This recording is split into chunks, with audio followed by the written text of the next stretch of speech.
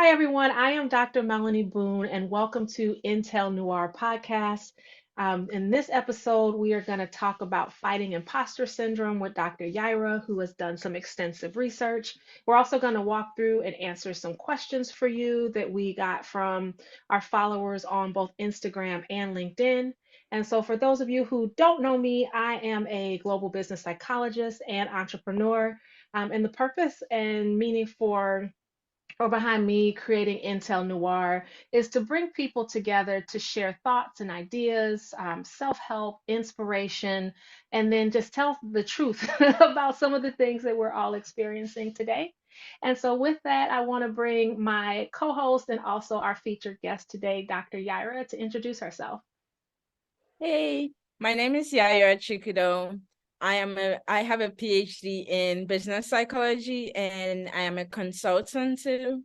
And my research for my PhD was about the relationship between imposter phenomenon, also known as imposter syndrome, work engagement, and psychological safety. Okay, so that's great. So tell us a little bit. I know a lot of people, you see articles about imposter syndrome, we hear about it all the time. Can you tell us what it actually is? Yeah. So imposter phenomenon, which again, throughout the session, I would say either imposter phenomenon or imposter syndrome, and they're basically the same thing. But it was coined by two women in the 1970s. And basically they were doing like clinical observations. So basically like therapy, and they were doing it with high achieving women. And so they were in these sessions with high achieving women, and a lot of them couldn't internalize their success. And so that's where the term imposter syndrome came from. And it's basically when an individual cannot internalize their success. So they basically feel like they're a fraud for their intellect or their success. And they feel like people are going to find out that they're a fraud for having like success or being intelligent. So that's pretty much what imposter phenomenon is. Yeah, so does it just affect women or is it women and men? Does age or race matter based off of what you found in your research? So it affects everyone. Everyone is affected by it. And based on like the research out there, it differs because there's some research that would mainly show that it affects mostly women or mostly minorities. And there'll be other research that there's not a difference between like the different demographics, whether it be gender or race. But a lot of research have shown that minorities are affected a lot by imposter syndrome. Yeah. So I know that you and I have had tons of conversations about whether it's real, whether it isn't real. Is it just low self-esteem? Is it something different? What are your thoughts on like the people who say, oh, that's not real. People just need to buck up, own their strength, and then get out there and do the job? Yeah. So it's a feeling like imposter syndrome affects everyone. So it's not like something that is like you just say let it go and then it goes because it's a lot of it is an internal experience with people. So these are like thoughts and feelings they're having about their failed their work themselves. So yeah, part of it is like low self-esteem because there have been research that show low self-esteem for some people it's low self-esteem. For others, it can be confidence related. For other people, it could be their environment, which is fostering this. For some, it's like the way they grew up. So there's a lot of factors that go into that feeling that people feel of imposter syndrome. And so like thinking about like what people experiencing it and how you should react to them or like things people are saying, it's like everyone's experiences is different. Everyone feels it for different reasons. So some people can just it could be in school where they experience this. It could be in the workplace. It can be so many different locations or periods in their life where they feel this imposter syndrome feeling. But at the end of the day, there's an internal feeling within them. And unless somebody voices it out, you might not even know they might be feeling this way. Mm. So do people, when they have it, like, does it make them act differently when they're at work? Sometimes. So like for example, if you feel imposter syndrome and you're like, oh, somebody's gonna find I'm a fraud, even though like you can be the most hardworking, like you can be getting accolades at work. So sometimes they might act differently in terms like maybe they like overwork themselves because they feel like they have something to prove. And on the other hand, too, they do a bad job because they don't want people to think they're this awesome person or hardworking person at work. So like that fear of like, I don't want you to put me on this pedestal of like I'm awesome and I'm great. So it might change your behavior. So I think it differs for everyone. So in my research, I did the relationship between the imposter phenomenon and work engagement, and there wasn't really a difference when it came to that. So that can be something where it's like maybe somebody has this burst of energy and wants to like work, or to someone else they might not have that energy because there's that fear factor when it comes to imposter syndrome. So there's the fear that somebody's gonna think you're not who you actually are, in terms of like you're not as intelligent, you're not as smart, you're not as capable as you actually are. Yeah. And I have been guilty of, probably shouldn't share this, trying not to try not to work too hard, where people identify like, oh yeah, that's the one that I want on all of the hard projects, all of the hard work in the past. And so that's always been, it's like always been a balance for me. What are your thoughts, or like what do you say to people who, because I know this doesn't affect level either, right? This is not about a woman in the boardroom or the C-suite. It could be any employee, entry level, or wherever they kind of sit in their career. Right. What are some of the things you learned from your research that people can do when they're feeling this way? Yeah. So there's a lot of different things. I would say journaling is one of them. So like journaling, like anytime somebody compliments you, journal that. Like Mhm. write it down like this is a compliment that they got and the reason why, and then who complimented you. Because if you Mhm. think about certain things, like for example, if I'm feeling imposter syndrome and Melonie gives me like you give me a compliment, I'm not gonna think you're lying to me about Yeah. this compliment, because why would you like lie to me kind of thing? So Yeah. keeping that in mind about who is giving you this compliment, whether it's like someone you work with, your mentor, a friend. So I'll Mhm. say journaling down the compliments you get and for different things. Yeah. And also just keeping track of yourself and like what you've accomplished in life or your accomplishments at work. You can also, if it makes you feel comfortable, journaling the feedback you get and what you've done in regards to those different feedbacks, because feedback is a huge thing when it comes to imposter syndrome and recognition in the workplace. That plays a huge role. So I would say journaling is one of it. Finding a mentor too is really helpful. So finding a mentor who give you that feedback, that recognition, that will like guide you as you're going through these different experiences is really huge. So a mentor, and the mentor can be in your workplace or just in life or in general, or somebody that you look up to or that you feel like can be helpful in guiding you. Thirdly, I would say getting a coach. Mhm. So having a coach to help you like improve your skills or like different things is really important. So getting a coach to guide you on your journey in the workplace or your journey through life.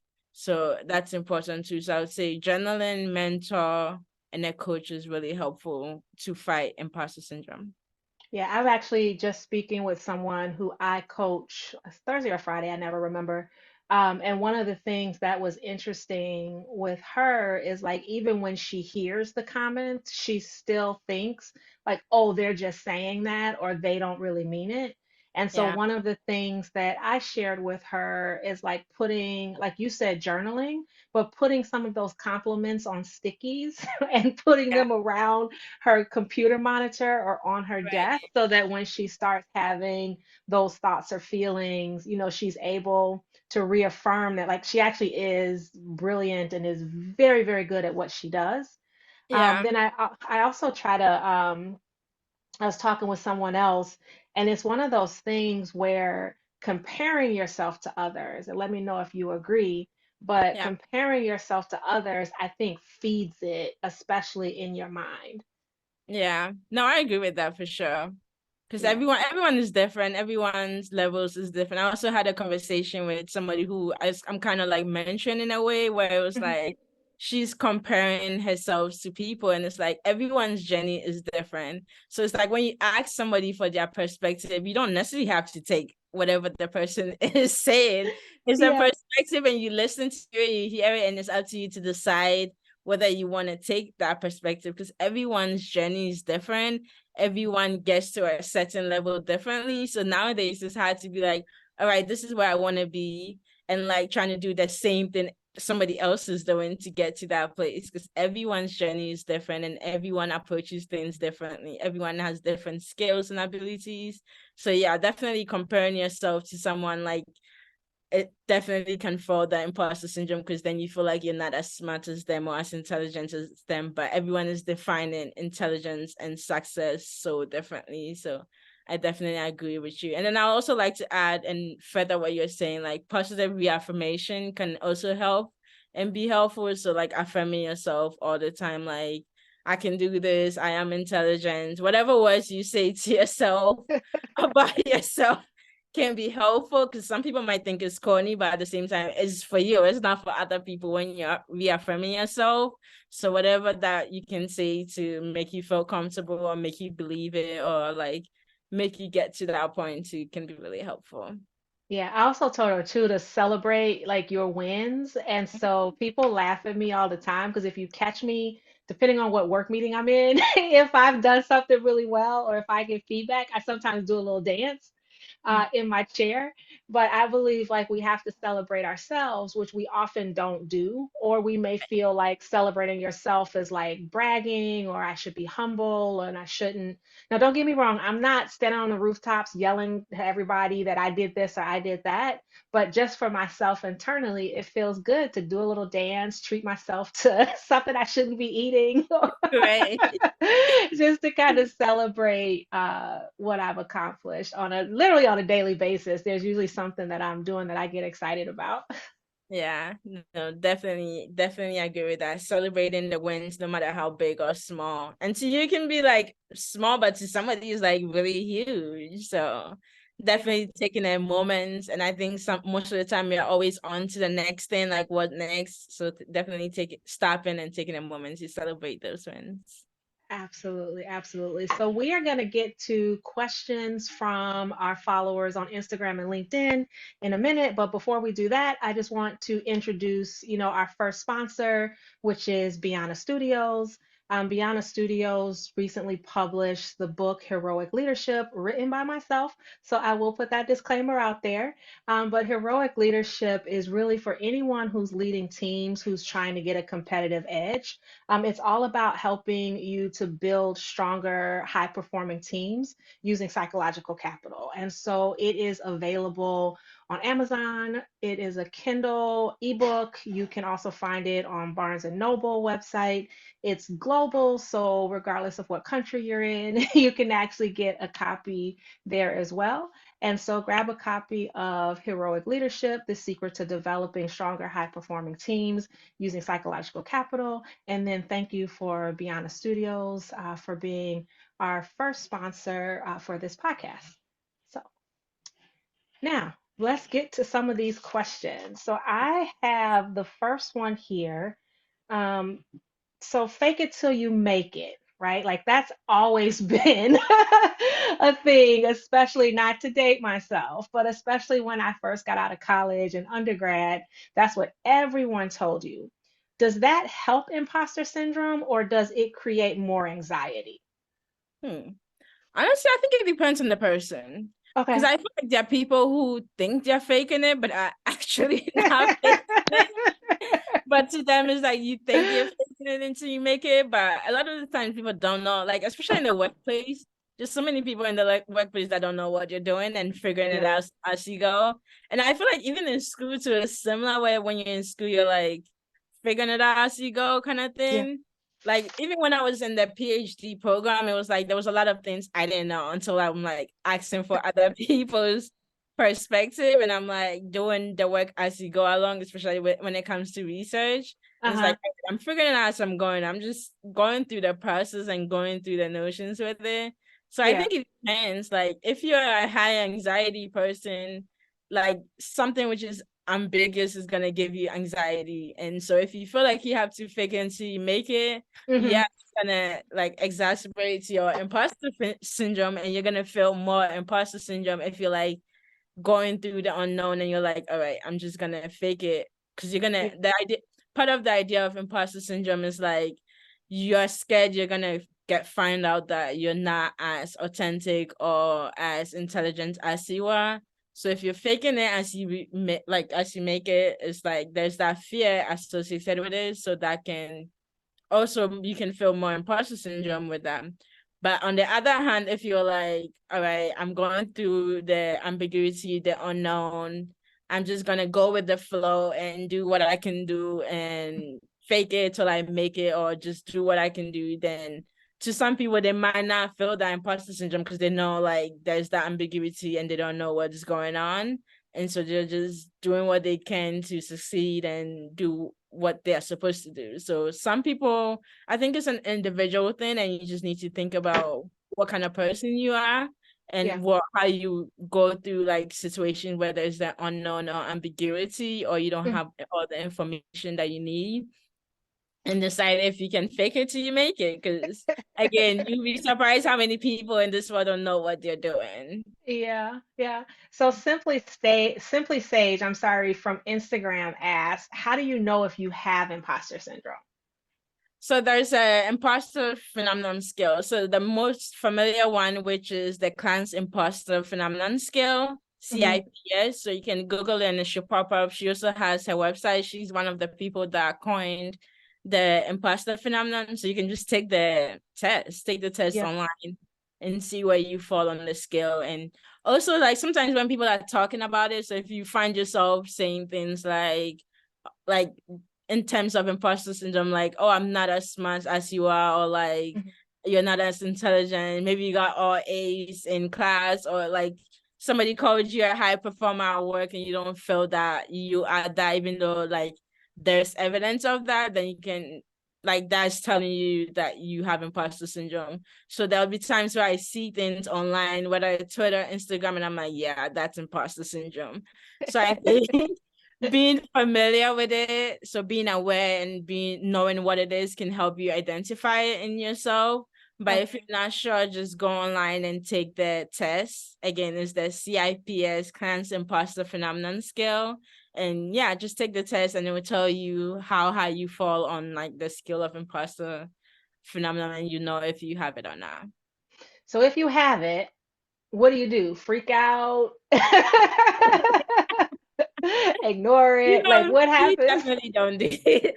Do not freak out if you have it. Because like Okay. sometimes it's like people always have it, and then sometimes it's like there are moments where you have it.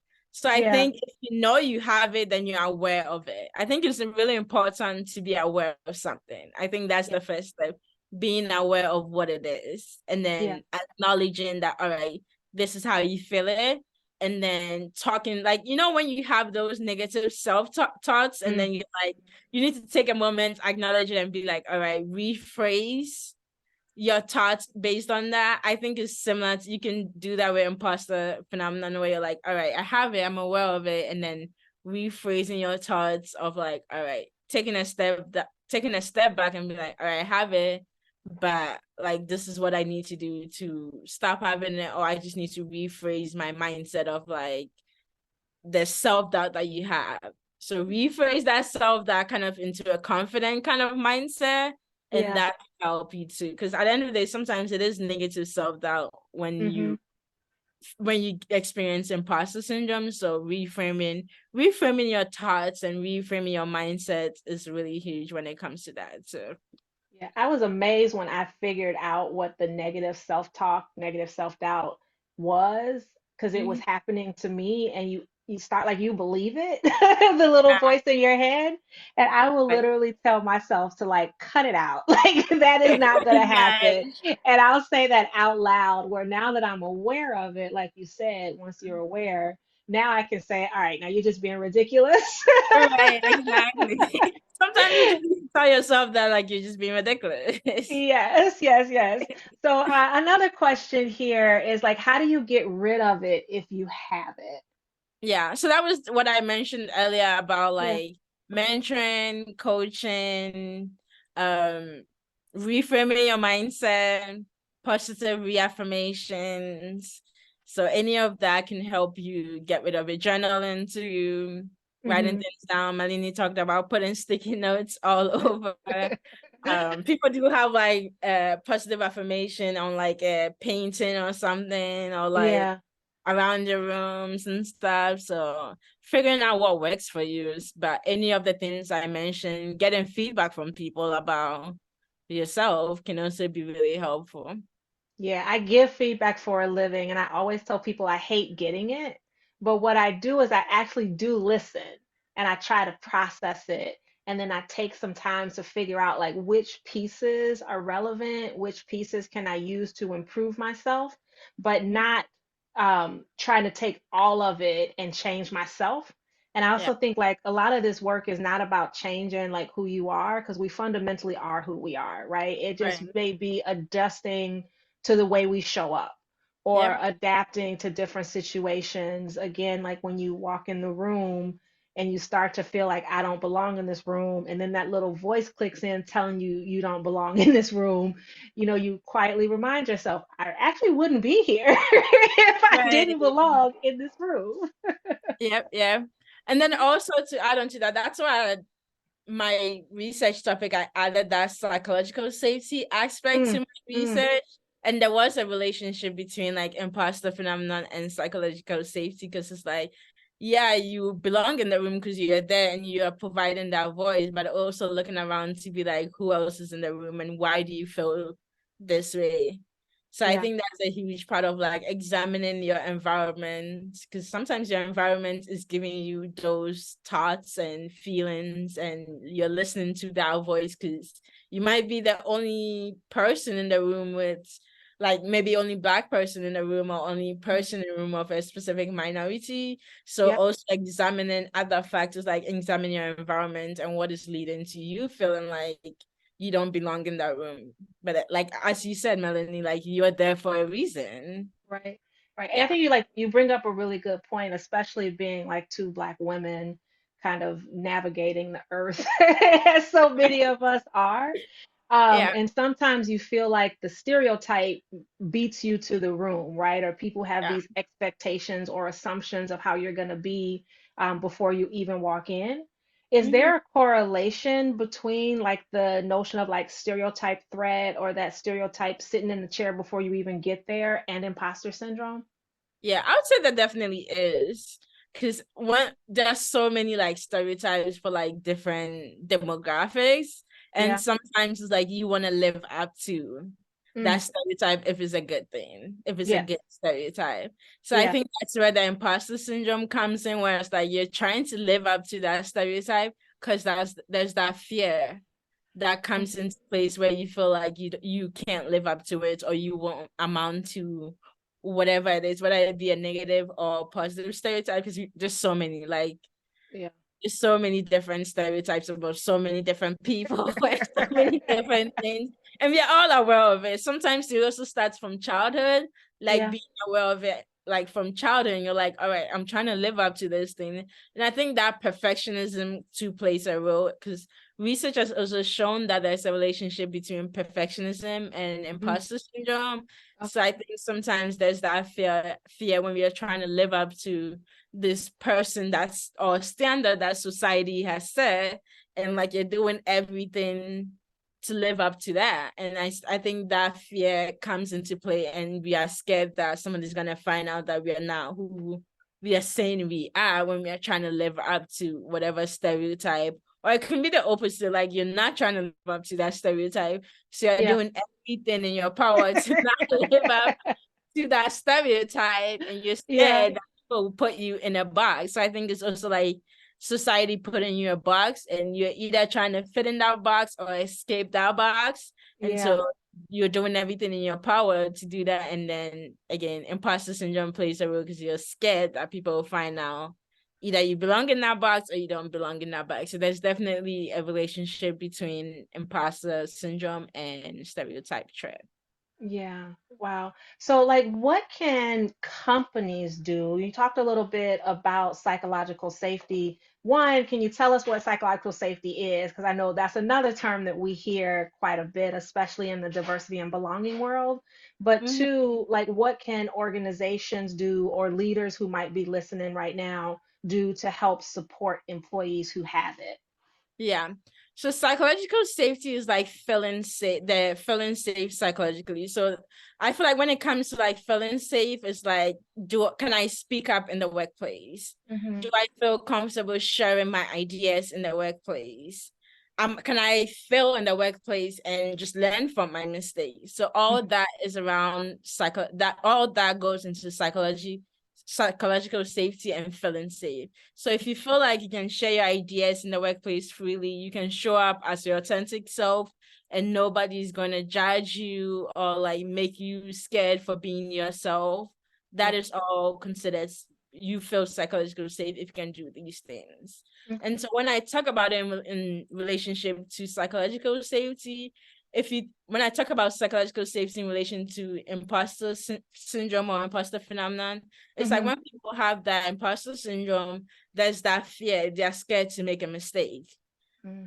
And when you think about psychological safe environments, if you make a mistake, that is fine. There's certain workplaces that encourage making mistakes and learning from that mistake or taking risks in the workplace. Mm-hmm. And so when you have imposter syndrome and you're in a psychological safe environment, it kind of helps because you know, like, hey, if I make a mistake, that's fine. Even if they put me on this pedestal and I make a mistake, I'm just going to learn from it and no one is going to judge me. I can show up as my authentic self and whoever I am, and I'll be accepted for who I am. Yeah. And so I think that's how it plays a role, like how they're related to each other. And I think it's important for companies to create that psychological safe environment because again, when there's that psychological safe environment, you have a lot of good benefits because people are learning from their mistakes and it's a learning environment. And I think it's important as a society that we encourage a learning environment. And then there's not that fear of taking risks in the workplace. Mm-hmm. Um, people show up as themselves, their authentic selves, and that's really important because then you get a burst of ideas, you get innovation, which is really important in the workplace. It's really important to be innovative in the workplace, being a problem solver.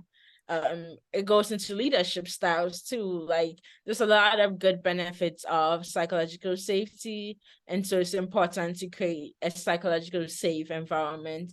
And to create that, I would say like having discussions like in your one-on-one meetings or in group meetings, like having those conversations that come up, like requesting feedback from your employees and listening. I think it's really important to listen to people when they're speaking or sharing their thoughts and ideas. And people like to feel heard in the workplace or in any environment that you are, whether it's like with your friends, in relationships, in school, people like to feel heard. People, when they talk, they want to know that you're listening to them. And so I think it's important to listen to the people that you're surrounded with, your employees. And that kind of goes like all of this is related to imposter syndrome because again, there's that fear that people feel. They don't internalize their success, they don't feel like they're capable. And so encouraging them in the workplace is really important. And again, if they make a mistakes, all right, you made a mistake, what did we learn from it? And then you move on from that. So I think it's really important for companies to create that psychological safe environments. And there's so many ways to do that in the workplace. And like I said, like encouraging discussions, listening are like some of the ways to do that in the workplace. And then also to your question of like, what can companies do? So in addition to creating that psychological safe environment, like mentoring programs is like really huge. Mm-hmm. Like thinking about like how they create recognition programs and performance appraisals and how like employees or leadership is giving feedback to their employees, like things like that, and how they're framing their conversations is really important. Yeah, thank you. So, one of our LinkedIn followers wanted to know, like, in your research, was there anything you discovered that was surprising or anything that was like counterintuitive to what we typically hear about imposter syndrome? I don't think I saw anything. I mean, the only interesting thing was like when I did the relationship between work engagement Hmm. and imposter phenomenon, there was not a relationship. And I don't think that was like it kind of was surprising and then kind of not at the same time. Because like when I think about imposter syndrome, it's like when you have that fear, it's like you might overwork yourself. You Mm-hmm. might, like, some people get a burst of energy and then work more or like overwork, which can lead to like burnout and all of those things. So on that one hand, it wasn't surprising, but it kind of is surprising because it's like once you're like scared of like people thinking you're not as intelligent or capable as you are, you try not to continue to put yourself on a pedestal, and you might not get that excitement about your work, or you might not be enthusiastic about the work you're doing because at the back of your mind you have that fear and you have that imposter syndrome and you're doubting yourself and you don't think you're capable. So I think that was kind of surprising, but I kind of understood why there wasn't that relationship. So I would say that's the only thing that I was surprising. And then another thing that might be surprising to others might be like the conflicting statement. I think I said it earlier where like when it came to gender, some Mm-hmm. research showed there was no relationship, and then some might show like there's more women who have imposter syndrome than men. But at the same time, like the first people that coined the term, their research was mostly on like white women. So Okay. when imposter syndrome, also as they refer to it as imposter phenomenon in their research. And when they had done research, it was mostly white women in high achieving positions experiencing imposter phenomenon. But nowadays, like, you don't necessarily need to be in a high achieving like role and you're experiencing imposter phenomenon, and you don't need to be a white woman and you're still gonna experience imposter phenomenon. So there's a lot of factors that go into it. Yeah. So as we close, like what would be the top two or three things? I know you've given us a lot of Yeah. tidbits that we can do, but like something that people can do literally starting as soon as they are done listening to this to Yeah. help empower them to move past the imposter syndrome and kind of own their accomplishments and their success. Yeah. First, you can go take the test if you choose to, just to see how high you are on it. And then Yeah. also reading the questions kind of give you an idea of like maybe other situation or times you might experience imposter phenomenon or imposter syndrome. So I'd say take the test just to get an idea of like where you are. And then I would say journal. Like I think journal is like the easy one you can do. Reaffirm yourself. I think it's important to like reaffirm yourself when it comes to like different things. Like you worked hard to get to where you are. You did the work to get to where you are. It might not be hard work to you, but to others, they're seeing it as like you did a lot of things.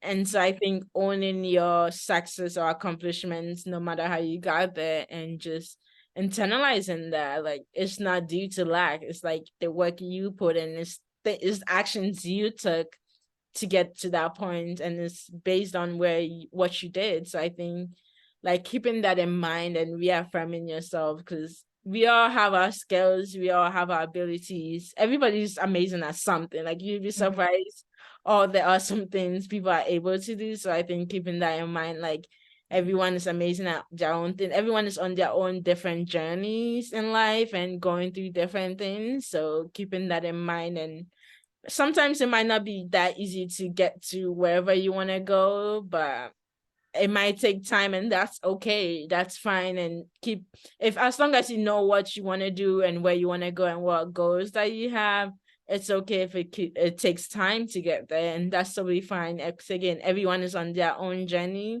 Just try to enjoy the process, or just create those little goals to get to the big goals. And I like what Melonie, you said earlier about celebrating your wins. I think it's really important for us to take a moment to just celebrate our wins and acknowledge where we are and how far we've come in life. So, and also like take some rest. Like sometimes I need to say, but sometimes you need to just relax and Yeah. take a deep breath and just relax. Like again, like when I say celebrate the win, even if it's like just taking time and just relaxing, like that can be a big thing. So I think try not to burn yourself out and just take moments to celebrate yourself and just relax. And like small wins are still wins, and it doesn't need to be a huge win to celebrate it. And for you, if you're somebody that needs a mentor or a coach, like, or need to go to therapy, I didn't mention that Yeah. earlier, but therapy is really huge, and I always encourage people to go to therapy. So if you're somebody that needs that, use it. Use the resources available to you. But I always recommend mentor, coach, therapy. So if that works for you, or for some people it might not work for them. You might get a bad coach and you might need to get another coach, get a bad therapist, and you just need to get another therapist that would work for you. So keeping things like that in mind is some of the tidbits I'll say that can be helpful to a variety of different people. No, thank you. And then I'll just add to, in addition to the dancing in your chair and celebrating the wins, I would say to show yourself some compassion, like the same level of compassion that we would show a friend who called us upset about something like this. We should show that compassion to ourselves. And then just being patient with yourself because it's not going to change overnight. The first thing is taking that assessment, like Yayra mentioned, understanding like if you have it, raising your self-awareness, and then working through some of the tips that Dr. Yayra gave us. So thank you so much for being our host, co-host, and special guest for this first episode of Intel Noir. For all of our listeners, we will have episodes coming out monthly on different topics. You know, some of the topics that we're looking at in the coming months include talking about food deserts and the impact that they have on minority communities. We're also going to have a very special episode with my two sisters, which is bound to be hilarious. I am the youngest of the three, so there should be a lot of fun there. If you are interested in being on the show, if you have a topic that you'd like us to discuss or an expert that you'd like us to pull in on something, please let us know. We will have resource information in the summary of this podcast. Will also have an email link where you can send to us if you're interested in being on the show or if you have a topic that you want us to cover. And then thank you all for this first episode of Intel Noir. And thank you, Dr. Yayra. Of course. And thank you for having me and for doing this. And then also thank you to everyone who submitted questions on my Instagram and on LinkedIn. Yes, yes. And then for Instagram followers, you can follow me at Melonie Boone, PhD. And then Dr. Yayra? At Yayra_, and then also add our LinkedIn's. Yes. So, all right. Thanks, everybody. We'll see you next time. Thank you.